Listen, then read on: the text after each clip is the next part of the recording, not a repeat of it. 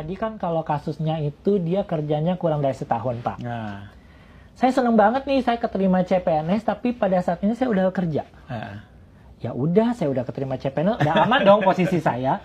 Saya resign deh dari kantor saya. Iya. Lalu ternyata ada penyesuaian jadwal-jadwal khusus saat ini. Bagaimana tanggapan Pak Aba, Pak Yomo untuk kasus-kasus seperti ini? Iya. Jadi kita juga dapat masukan lah ya, kita anggap dari teman-teman bagaimana ketika ketemu tadi, saya sebetulnya sudah bekerja di instansi lain atau di instansi swasta lah gitu ya. Karena memang ada kewajiban dia keluar, karena memang sudah ada jadwal tadi, lalu saya keluar.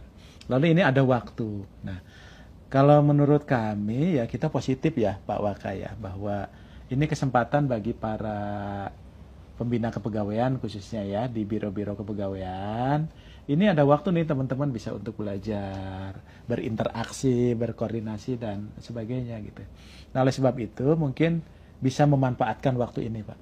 Ya, khususnya nanti Pak Waka juga berencana akan koordinasi dengan biro-biro kepegawaian ya Pak, dengan biro-biro SDM supaya bagaimana nanti waktu luang ini bisa dimanfaatkan juga untuk pembinaan.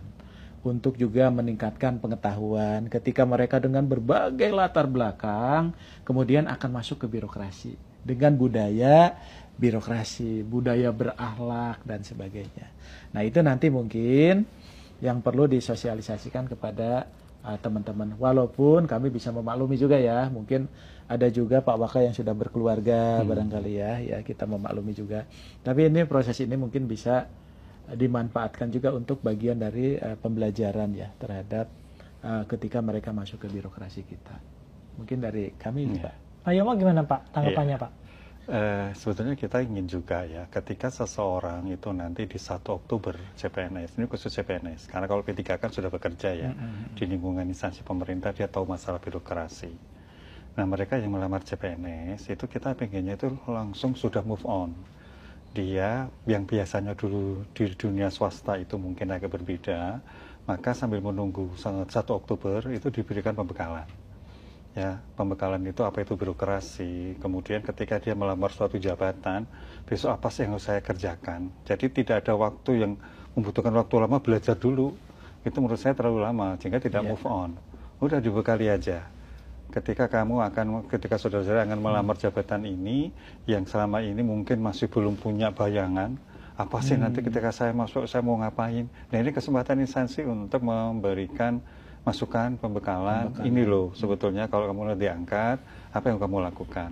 Banyak sekali. Juga peraturan-peraturan tentang katakan disiplin. Apa sih yang wajib dilakukan oleh seorang ASN, apa yang tidak boleh, gimana sanksinya, sehingga bekal itu diharapkan ya itu bisa membuat para CPNS maupun P3K khususnya CPNS ini ya dia sudah mengetahui betul gitu loh. Kalau saya melanggar itu resiko saya seperti ini gitu loh.